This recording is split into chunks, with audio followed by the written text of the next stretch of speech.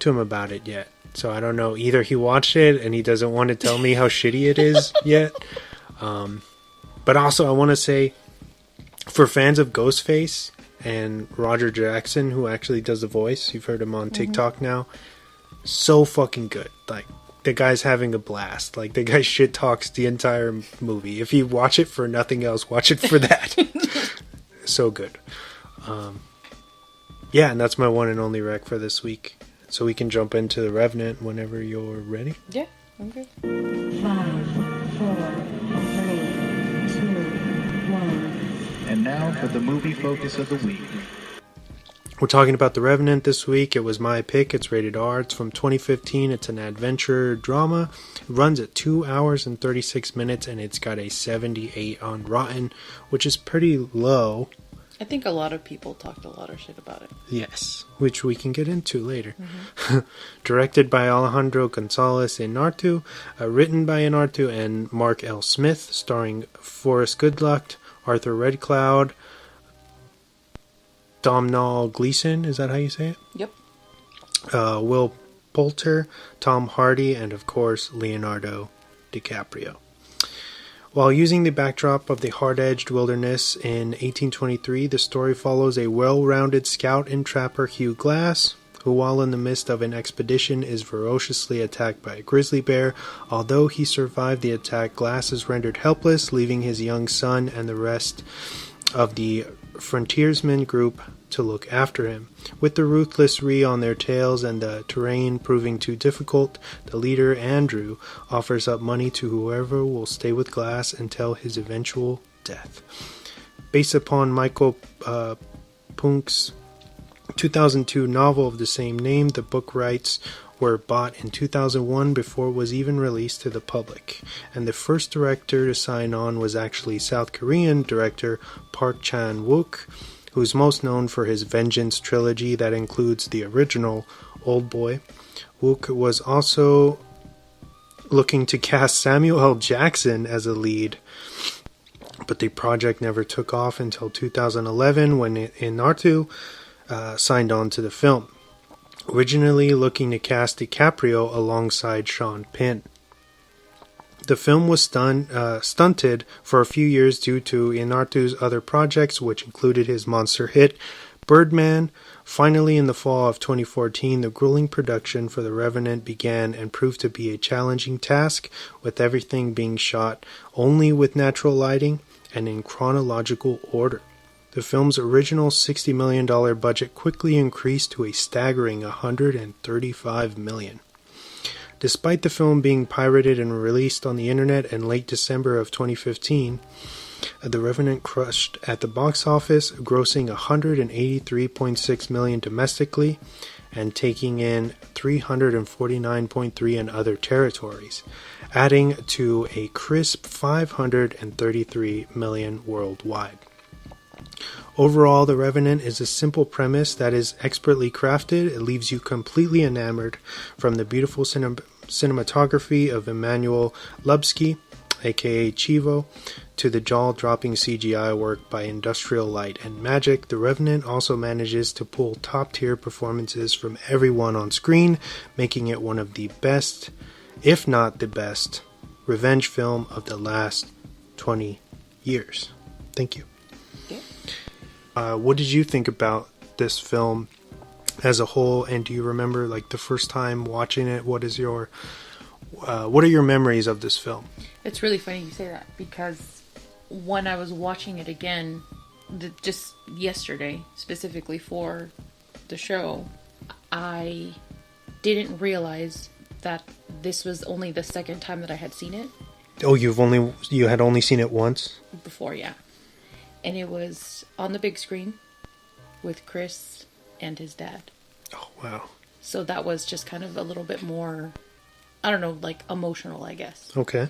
I remember walking out of the movie theater and being like, that was fucking great. I thought it was just beautiful. I thought everything that they went through to make that movie was just mind-blowing. So I think that when the reviews started coming out and people were talking a lot of shit about it, I was just like, I don't get it. But for the most part, it was very gruesome to me, because of the fact, I mean, you know how I am about like animals and stuff. Mm-hmm. So I think that because it was so gruesome, but it wasn't, with me, if it's not gruesome to a realistic extent, I'm going to make fun of it. Yeah.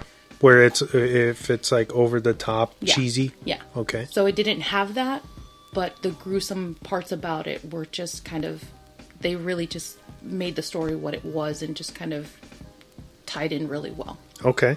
So it had its emotional parts for me specifically, but I think that I always thought it was a great movie, and I think just rewatching it again, it was just, I felt the exact same way. Okay. What about you? I remember I saw this 2 or 3 times in the theater because I was so satisfied the first time, where it was just like, this is like perfect. Yeah. I don't know that there was anything that it really bugged me. I thought like Leonardo was for the amount of, you could tell he went through hell just making it. But then, you know, even just Tom Hardy as the villain was perfect. Yeah. Like, anybody who had any doubts about whether he could actually act or not, he just totally fucking blows them out of the water with that performance, because it's totally kind of against his type too. You know what I mean? Like, he's not the pretty boy anymore. He's fucking like has this deep-seated hatred and racism running through him the entire fucking movie. I didn't know that he was like seen as like a pretty boy. I mean, I guess more rugged. On the rugged side, but I feel like he's the guy that everybody's like, oh, he's so hot, or all the girls, you know what I mean? Right? Don't look at me.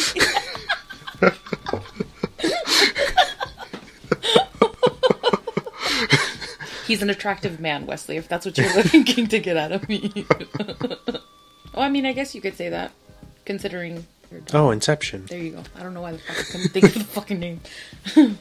I guess you could say that. He was a pretty boy in that one. Because I feel like this movie wouldn't have worked as well as it did without Tom Hardy's performance. You know what I mean? As good as DiCaprio was, you needed somebody that made you fucking hate them enough for this guy to, like, take this big ass, crazy ass mission just to get back to him. Yeah. You know what I mean? Had it not been justified, but the way that everything that Hardy does and what he does to, you know, Hawk, DiCaprio's son, or Glass's son, I think that everything leads you to, you're totally on board with this guy going, you know, on this path of vengeance, even though I feel like overall the movie is kind of like anti-violence once you get to the end, and Fitzgerald is ultimately killed by Glass. I feel like he's left with this emptiness. And Fitzgerald actually even tells him, he says, you know, you enjoy this while you can, because this isn't going to bring your boy back. Yeah. And it's like this crazy realization, like, you've basically came back from the dead to take vengeance for your son, but now you've taken this vengeance, so what happens next? What's your purpose beyond this?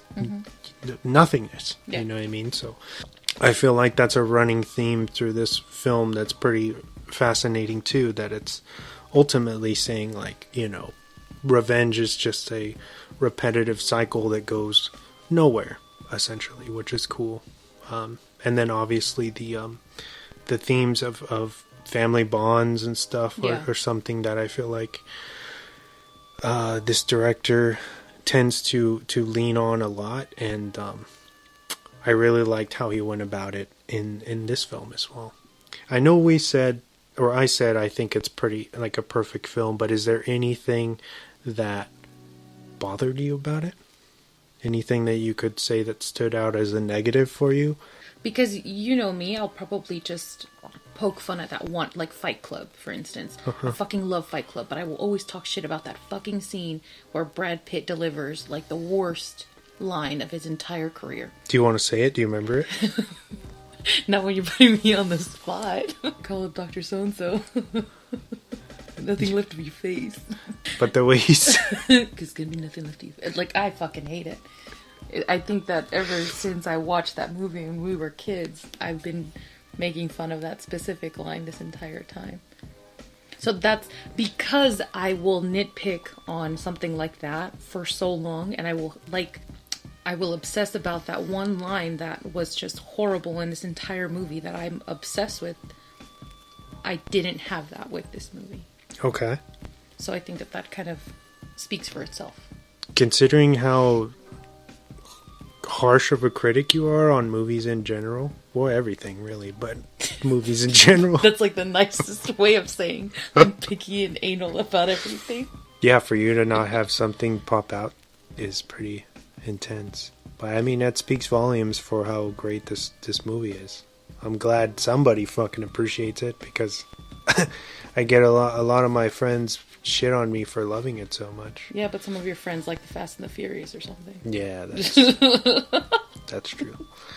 I won't put him on blast, but somebody I know who's been on this show before, he was like, it's like over 2 hours of Leo just crawling around on the ground. That's all that happens. But see, this is where I'm going to start getting defensive and shit. Because in order for you to have that good of a performance and to have almost like zero fucking lines because your throat is fucking slashed by a goddamn bear, that's pretty fucking powerful to do. Like, you gotta have some talent to be able to do all of that with zero fucking lines. Because it's all physical. That's the only way that you're going to be able to, translate everything that this guy is going through. So that's some tough shit. Your friends are crazy. Also, I know going out and film, because they filmed this like in Argentina, I think, like towards the end, and then different parts of Canada, I believe. And originally, I think that they pitched to the director. They were like, "Why don't we just recreate everything on sound stages and make it just seem like if it's cold?" And he was like, "No, because this film isn't going to work the same if everybody's happy and drinking coffee whenever they want. Yeah. I want them to be in the elements and kind of, I guess, in a way, suffering so that they can embrace like what's actually happening, which I mean, it makes total sense, but the fact that he was able to pull it off is crazy. I think it paid off. Yeah. They're lucky because of how much they went over their budget is insane. Are you glad that Leo won for this film? And if not, what other project do you think he would have been more justified? You mean like from his previous nominations? Yeah. Because from his previous nominations... Because he had been nominated 5 times, right? So his previous nominations were... Was it Catch Me If You Can? That's one of them. The Aviator. Yes. Both great fucking movies, in my opinion. No, yeah. I completely agree. And What's Eating Gilbert Grape? Which, again, he was like super young, super green. His first real movie, right? And I think he was amazing. So I think that any of those 3, even though the fucking awards are bullshit. Yeah, it's What's Eating Gilbert Grape, The Aviator, Blood Diamond, The Wolf of Wall Street, Once Upon a Time in Hollywood, which was 2020. He had already won for The Revenant, including Once Upon a Time in Hollywood. Which I didn't. I was meh about. What about The Wolf of Wall Street? I think he did really good in Wolf of Wall Street. I think he's the driving force behind why that movie is watchable. Yeah. I think his delivery is amazing and all the crazy shit that happens, obviously. I think it's great. But I don't think that, like, compared to The Aviator, Catch Me If You Can, and Gilbert Grape, I don't think that they're as great as those 3 movies. Why do you think he wasn't nominated for Django? Just because he's a terrible person as the character for Candy? To be honest with you, I didn't even watch that movie again. I've only seen that one once. And then, like, probably in passing whenever you're, like, watching it. I remember, you were like, I can't even remember any of the dialogue. There you go. And that fucking song. See what I'm talking about? Okay, side note. Do you like Django or Once Upon a Time in Hollywood? Which one do you prefer? What's better? for his newer work.